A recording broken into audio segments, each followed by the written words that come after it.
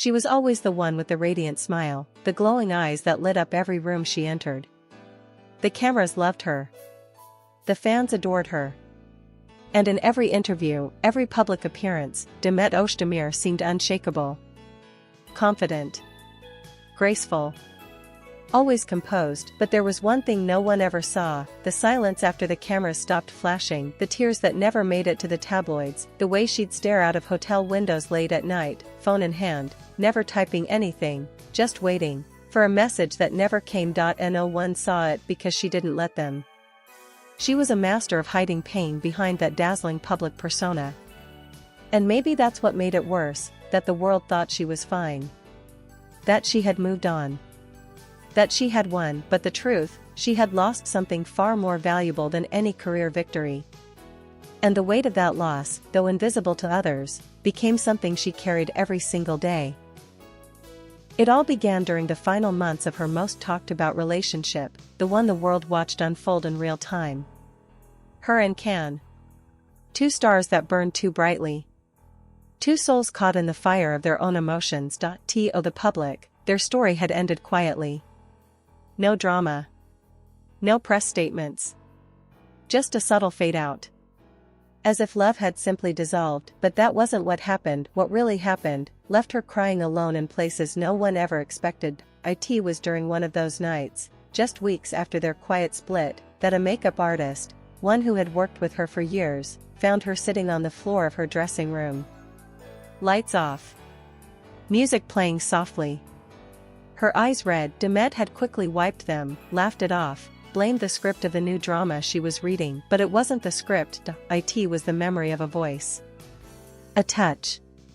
A silence that now filled every corner of her home. She never told anyone, not even her closest friends, how deep it had cut. Because she was supposed to be strong. Because people had expectations.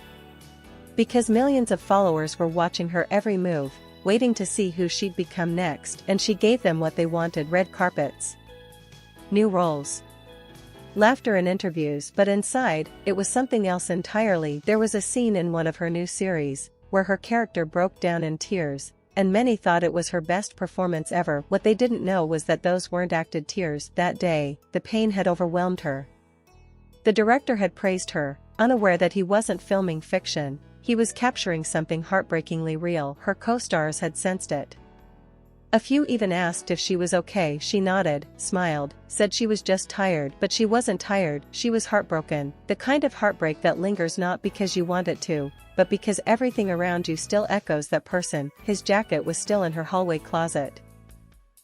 His cologne still faintly on a scarf he once wrapped around her.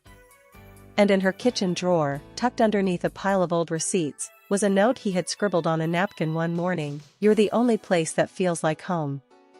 She kept it. Even when she promised herself to throw it away, because it reminded her that at one point, it had been real. Even if now, it felt like a dream. She tried to date again. Friends set her up.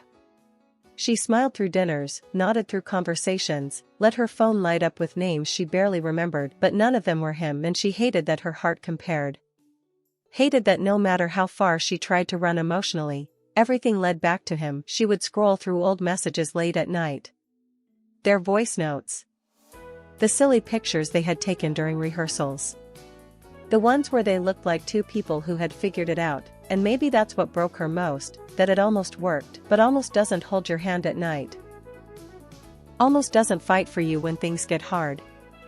Almost isn't enough when your whole soul had already said yes. There was one night, a cold, rainy evening in Istanbul, when she had finally broken down completely. She had wrapped herself in one of his old sweaters. Sat on her balcony. Let the rain soak her. No cameras. No lights. Just her and the memories, and she whispered into the night, "Why didn't you fight for us?" No one heard her. No one except the stars, the same stars she used to watch with him on rooftops, the same ones they made silly wishes under, and in that moment, she didn't care about fame. About reputation. About playing strong. She just wanted to be held, but he wasn't there, and so she cried silently, so deeply, so invisibly that no one ever knew, not even him, not yet. He never knew the depth of the silence she carried. Can had always thought Demet was the stronger one. The one who would bounce back, smile through anything, rebuild her world without even flinching. That was how she looked on set. That was the woman the world saw, but he had missed something. He had missed everything, because while he was trying to bury his emotions under a busy schedule, traveling from country to country, shooting new projects, attending interviews, she was quietly falling apart, not publicly. Not dramatically. Just, quietly, like the slow unraveling of a thread no one notices until it's gone. And what broke her the most wasn't the absence of love, it was the absence of closure. They had never had that one final conversation. The one where everything gets said. Where you cry, scream, explain, apologize. Where you end it properly, even if it hurts. Instead, they drifted apart like strangers who once shared everything. The last time they spoke was rushed. A phone call interrupted by someone on his end. She had waited for him to call back. He never did, not because he didn't care, but because he didn't know what to say. Because silence felt safer than saying the wrong thing.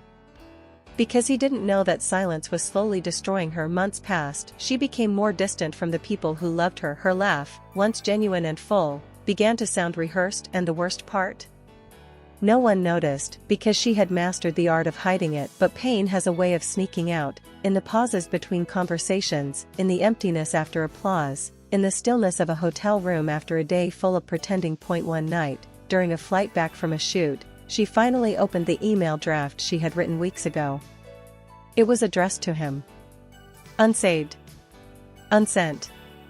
But every word had been written from a place of raw truth. She read it again. You probably think I'm fine. That I moved on. That I'm surrounded by people and work and laughter.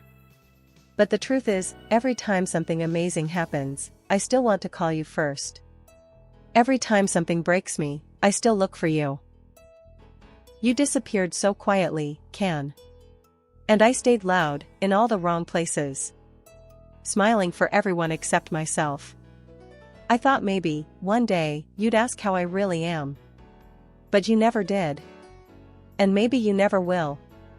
But just in case. I'm not okay. Not completely. Not yet. She closed it. Never sent it. Because what was the point? He was gone. Or so she thought. What she didn't know was that on the other side of the world, in the middle of a hotel room in Madrid, he was staring at a photo on his phone, one he hadn't looked at in months. It was her. Laughing, from a trip they had taken in secret. A weekend getaway, far from cameras, far from obligations. Just them. He missed her more than he could ever say, but pride is a dangerous thing. It keeps people apart who still love each other. It builds walls out of silence. It lets time do the talking, even when hearts are screaming. He didn't know she still cried sometimes, that she kept the hoodie he left behind.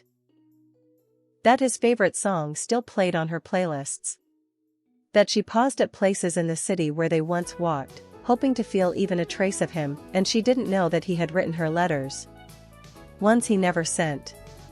That he sometimes opened their old conversations, rereading them just to feel close again. That he still remembered her coffee order, even the way she used to say no sugar, just a little extra love. They were two people trapped in parallel heartbreaks, and yet, neither reached out, until one day, something changed. It wasn't dramatic. It wasn't cinematic. It was simple. A fan account posted a throwback video of them from a press junket, one where they looked at each other just a second too long. The caption read ***, some silences say everything. That post went viral, and among the millions who saw it, was him. He watched the clip on loop. Then, he did something he hadn't done in a year. He typed her name not into social media, but into his contacts, and he called. Just once. It rang. No answer. He left no voicemail, but she saw the missed call. Her heart raced. She stared at the screen for hours, and then, she cried again, not out of sadness but because maybe, just maybe, he still thought about her too. That night, she did something she hadn't done in months. She opened the unsent email, read it one more time, and this time, she hit send. It wasn't a grand gesture. It wasn't fireworks. It was honest, and that honesty was everything. Days passed. No reply. She told herself it was okay.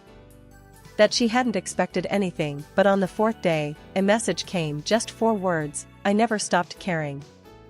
She stared at it, read it again, and for the first time in what felt like forever, she smiled, not the kind she gave to cameras, not the polite, practiced one, but a real smile, because someone had finally seen the tears, the ones she had cried in silence, the ones nobody ever saw, and suddenly, she didn't feel so alone.